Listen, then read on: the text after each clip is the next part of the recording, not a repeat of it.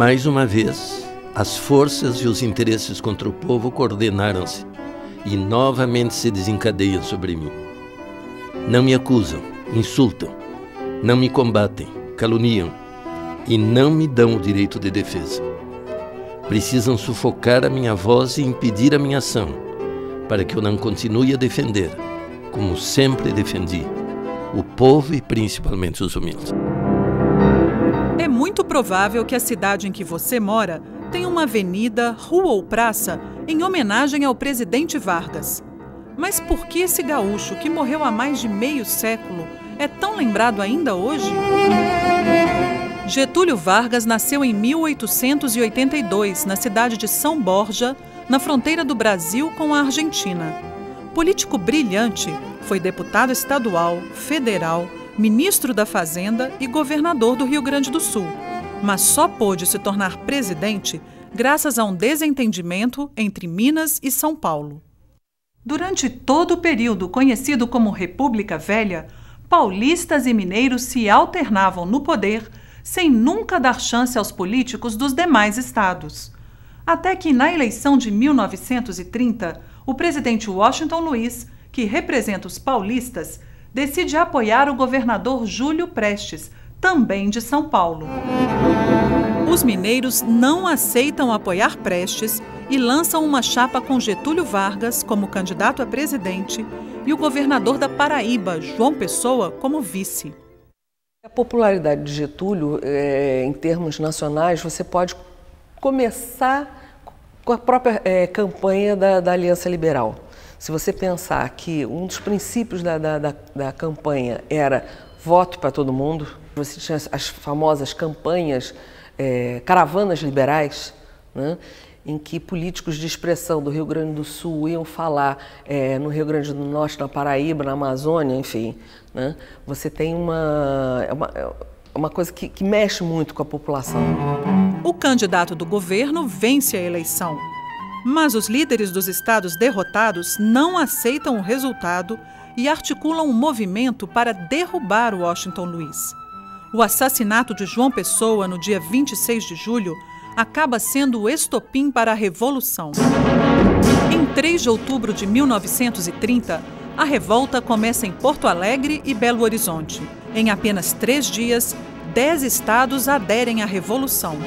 O presidente Washington Luiz é deposto e Getúlio Vargas se torna chefe do governo provisório. Os primeiros anos de Vargas no poder foram marcados por vários conflitos internos. Já em 1932, a população de São Paulo se revolta e pede o fim do governo provisório e a convocação de uma Assembleia Constituinte. A Revolução Constitucionalista é derrotada em apenas 3 meses. Mas, no ano seguinte, a Constituinte é convocada. Os deputados elaboram uma carta avançada para a época e elegem Getúlio Vargas presidente por mais 4 anos. Nos anos seguintes, Vargas enfrenta outras 2 revoltas. Em 1935, os comunistas, liderados por Luiz Carlos Prestes, fazem uma tentativa fracassada de depor Getúlio. 3 anos depois, é a vez dos integralistas, inspirados no fascismo italiano, tentarem tomar o Palácio do Catete. Em 30 de setembro de 1937, o governo divulga um suposto plano dos comunistas para tomar o poder. O chamado Plano Cohen é falso, mas serve como pretexto para Vargas implantar uma ditadura no país. Começa o período do Estado Novo. Neste período, são criados novos territórios federais e uma nova moeda, o cruzeiro. Também é no Estado Novo que Getúlio concede os principais direitos trabalhistas, como o salário mínimo, o descanso semanal, a carteira de trabalho, as férias remuneradas e a estabilidade no emprego após 10 anos de serviço. Em 1939, explode na Europa a Segunda Guerra Mundial. No início, Vargas adota uma postura de neutralidade, até que o afundamento de navios brasileiros por submarinos alemães faz com que o país decida entrar na guerra junto com os aliados. O Brasil envia à Itália a Força Expedicionária Brasileira, FEB. 25 mil soldados brasileiros lutam na guerra. Em troca da ajuda na guerra, os norte-americanos se comprometem a ensinar ao Brasil a tecnologia de produção de aço, a siderurgia. Na cidade de Volta Redonda, no estado do Rio, é construída a Companhia Siderúrgica Nacional. Também são criadas a hidrelétrica do Vale do Rio São Francisco e uma empresa mineradora, a Vale do Rio Doce. Com o fim da Segunda Guerra, aumentam as pressões para que Getúlio deixe o poder. Intelectuais, estudantes e setores das Forças Armadas pedem eleições. Em outubro de 1945, os ministros militares tomam o poder e convocam eleições. Termina o Estado Novo. Nas eleições de 1946, Vargas é eleito senador por 2 estados, mas não exerce o cargo. Permanece em sua fazenda no Rio Grande do Sul até 1950, quando ocorre uma nova eleição para presidente.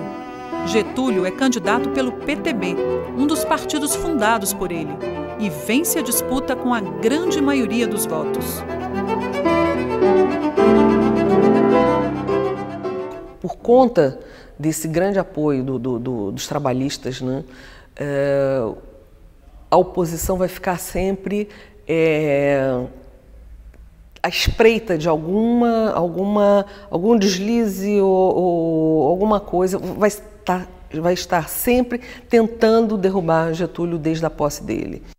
Em 1951, Getúlio envia ao Congresso o projeto de uma companhia estatal para explorar o petróleo no país. Toda a sociedade se mobiliza a favor ou contra a campanha "O petróleo é nosso". Depois de quase 2 anos de duros debates, os nacionalistas vencem. Em 3 de outubro de 1953, Vargas assina a criação da Petrobras. Mas a oposição a Getúlio era forte e fica ainda mais dura após o suposto atentado contra o jornalista Carlos Lacerda. Na madrugada de 5 de agosto de 1954, 2 homens armados trocam tiros com Lacerda e um major da aeronáutica. O jornalista é apenas ferido no pé, mas o major Rubens Vaz acaba morto. O crime nunca é esclarecido, mas inicia uma onda de protestos para tentar derrubar Vargas.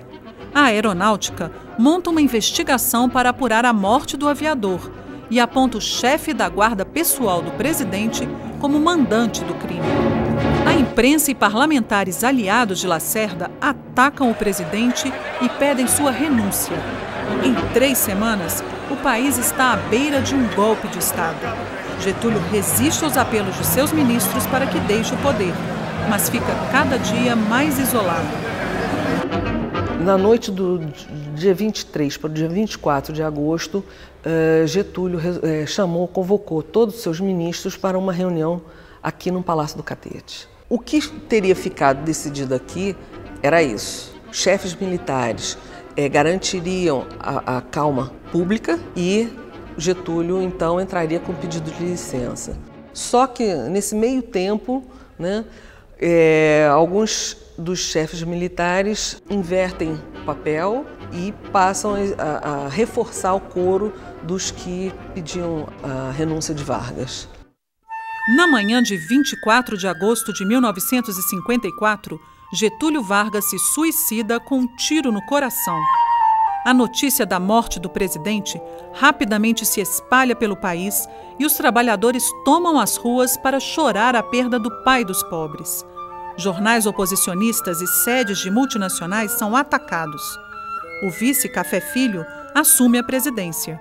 Com sua morte, Vargas consegue evitar o golpe que a UDN preparava contra ele. Getúlio deixa uma carta-testamento que é lida por João Goulart no seu enterro no Rio Grande do Sul. Eu vos dei a minha vida. Agora vos ofereço a minha morte. Nada receio. Serenamente dou o primeiro passo no caminho da eternidade e saio da vida para entrar na história.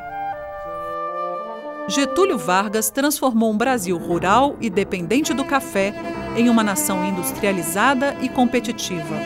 Foi o grande responsável pela modernização do país e, por isso, é um dos construtores do Brasil.